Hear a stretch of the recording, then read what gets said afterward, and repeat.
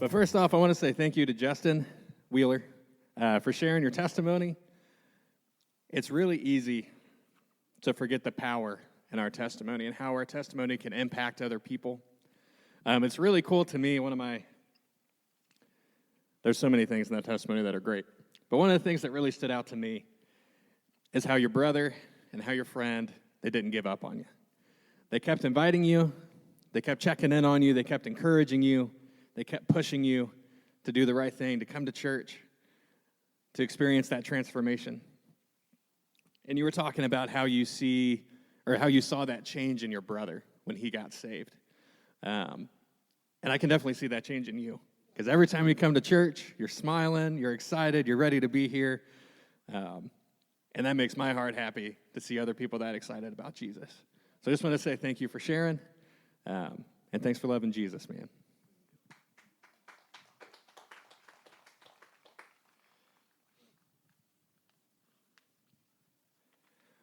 But like Justin's story, all of us have a story to share. Of good times, of tough times. But the main thing that I would really like to talk about today is to not underestimate the power of your testimony, the power of your story, the power of the story of how God came into your life when you were broken and lost, and how he showed you the hope and the life and life to the full that as Christians we get to have. And the Bible story that really came to my mind today when we're talking about the power of our testimony is in John chapter 4. And this is the story of Jesus talking to the Samaritan woman at the well. Are you guys familiar with this story? All right, good. So Jesus and his disciples, they were traveling from Judea, and they were traveling south into Galilee, which is in the area where Jesus grew up, and there's a bunch of stories about, the disciples fishing on the Sea of Galilee and Jesus being on the Sea of Galilee. So Jesus is traveling with his disciples, and they're going from Judea down to Galilee, and the way that most Jews would go at the time is they would go around Samaria. Sorry, I don't have a screen with a cool map. But they would go around Samaria because they didn't like the Samaritans, right? But Jesus, being Jesus, decided to go right through Samaria. It's very like Jesus to make us a little uncomfortable, going to places where we're a little uncomfortable, right? You guys ever been there? No? Okay. All right, Edison, awesome. But Jesus is traveling, and he stops in Samaria, and while he's in Samaria, a town called Sychar, it's the middle of the day, it's hot, it's the Middle East, it's always hot, right? So it's the middle of the day, it's hot. So Jesus, weary from his journey, he sits down by this well. And this well has a pretty cool story. As far as I know, it's still there. And it's a well that Jacob, like Isaac, Abraham, Isaac, Jacob, it's a well that Jacob dug, that Jesus is sitting beside, 1,000 years later.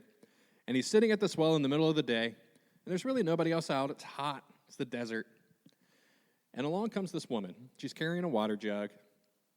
Normally, the women come by first thing in the morning when it's still a little bit cool out, or they'll come by last thing in the afternoon to get water, and they talk and they hang out. It's not much different than like our watering fountain at work, right? You take a break, you talk to people, you catch up. But this woman didn't come out then. She came out in the middle of the day at the most inconvenient time, at the hottest time. And she encounters Jesus. And Jesus is just sitting there by the well.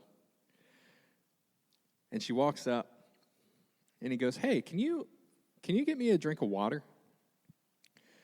And this really threw the woman off guard, because Jesus, as a rabbi, a Jewish rabbi, wasn't supposed to talk to a woman, let alone a Samaritan woman, right? So the last person that you would expect Jesus to talk to, he has this incredible encounter. And he asks her for water, and they talk some more, and Jesus is able to share with her about living water, and he offers her living water. And the woman is still confused. Who is this person offering living water? Are you a prophet? And she says that we know that the Messiah is coming, and he's going to tell us all kinds of cool things. And then Jesus tells her that I am he. I am this Messiah that you've been waiting on. So she runs back into town, to all the people that don't like her, to all the people that don't want to talk to her, to all the people that she's been trying to avoid by coming to this well in the middle of the day. And she shares her encounter with Jesus.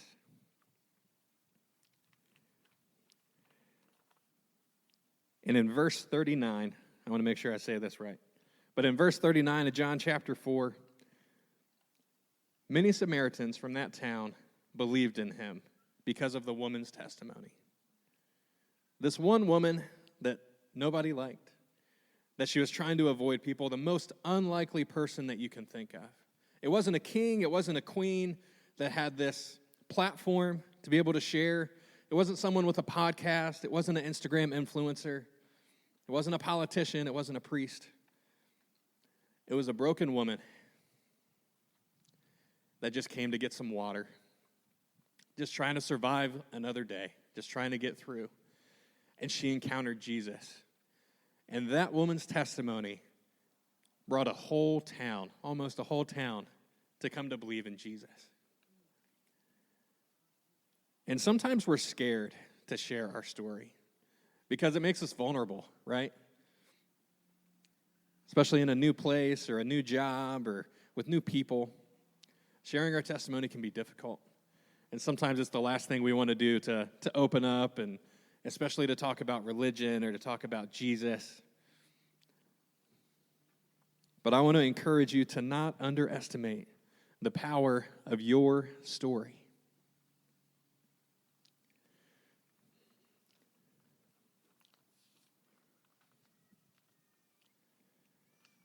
Now, all of us have a story, right? Some of it's a really great story. Some of it maybe tough times. But all of us have a story to share. But who are we supposed to share that story with? And this is something that Pastor Justin, that's his favorite title, by the way. He loves it when you call him Pastor Justin. I'm not going to get to speak again. Next week, all right. But Justin loves to talk about this concept called ethos. And ethos is a Greek word, and it talks about the people that you encounter and that you interact with on a daily basis. So that would be people in your family, maybe your neighbors that you see when you come out to your car.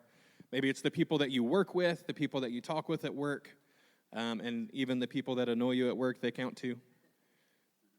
Your neighbors, all the people that you encounter on a regular basis. That's your ethos. So I want to challenge you today that the people in your ethos need to hear your story.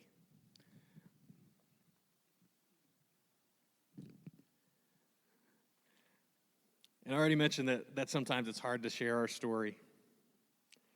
And sometimes we feel like we keep sharing and we keep inviting, like Justin's brother and his friend.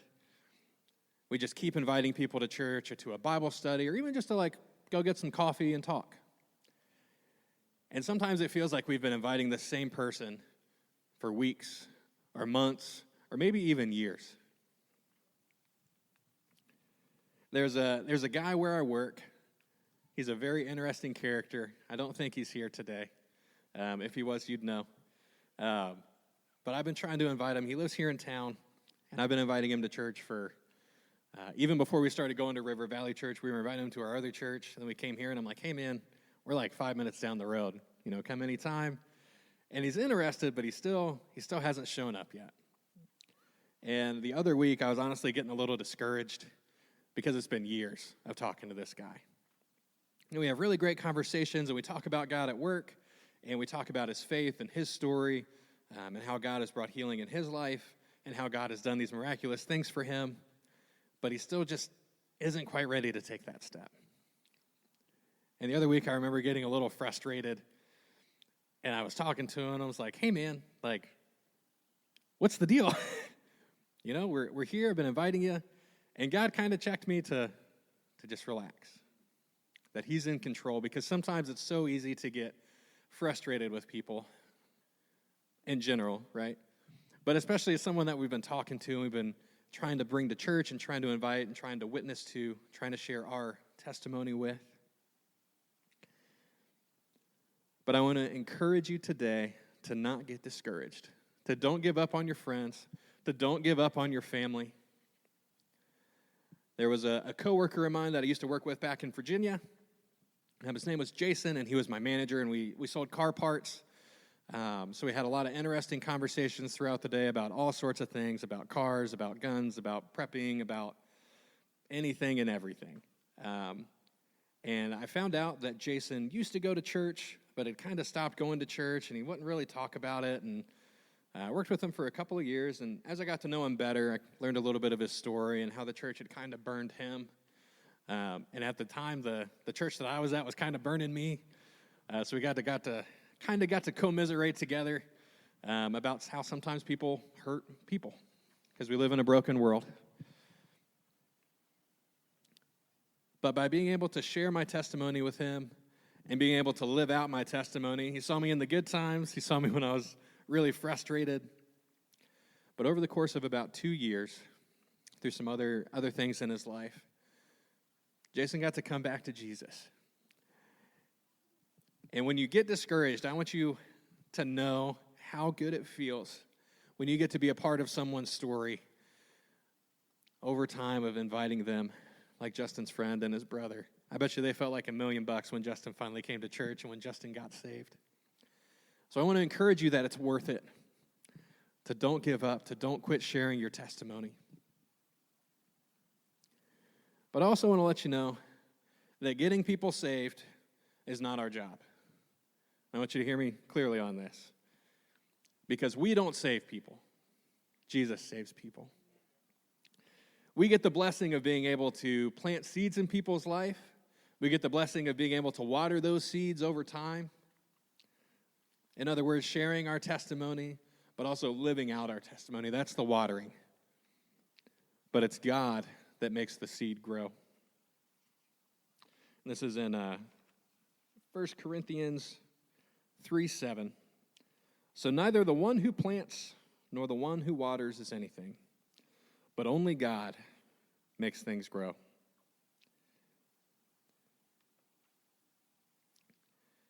So keep sharing your testimony. Don't underestimate the power that those seeds and that water has.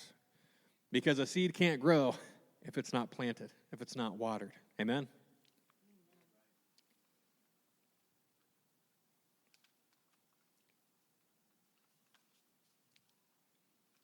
So one more verse of encouragement for today to remind you to not underestimate the power of your testimony and to not grow weary when things get hard and you feel like you're just banging your head against the wall over and over and over again.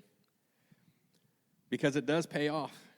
I don't know how long Justin's brother and his friend were inviting him to church, but it wasn't like once or twice. But it takes time, and that's okay. So in Galatians 6:9, this is one of my favorite verses, and it's really helped me through a lot, so I hope that you can remember that today. But it says, "Do not grow weary in doing good, for in due time you will reap a harvest of blessing if you don't give up." So don't give up. Don't lose heart. Don't grow weary. Keep sharing your story. Keep living your story. And I would be remiss today if I didn't give you the opportunity. Some of you already have a testimony. You have your story of how you were before Jesus and how Jesus encountered you and how Jesus has changed your life and how Jesus has changed your family. But some of us here may not have that story because we haven't encountered Jesus yet. Maybe we haven't made that change. We haven't made that shift. So I want to give you the opportunity today to know that the God that made you, the God that loves you, the God that gave his only son for you, wants you to have life and to have it to the full. To have hope, to have joy. Sounds pretty good, right? So maybe you've been like Justin and you've seen that change in other people. You've seen that light, that joy, that excitement. And maybe you've wondered, like, what is it that makes them so different? How can they be so happy with all these things going on in the world? How can they have that hope? Maybe you thought that, hey, I wish that I had that hope, and I had that joy, and I had that peace that no matter what's going on in life, I know that Jesus has my back and that Jesus is going to watch over me and take care of me. Maybe you want that peace that the worst thing that could happen to you can't.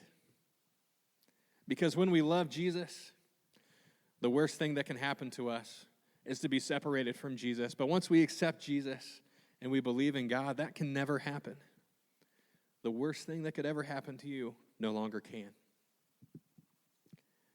And if that's you today, and you want to make that change, and you want to start your testimony, and you want today to be the day that you talk about of when your life changed, today to be that part of your story,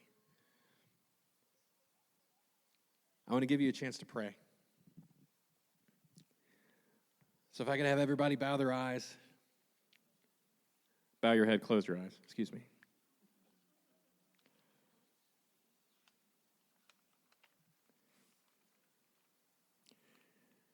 And if you want that hope, and if you want that change, and if you want today to be the day that's the shifting point in your life, the shifting point in your testimony, I want you to pray this with me.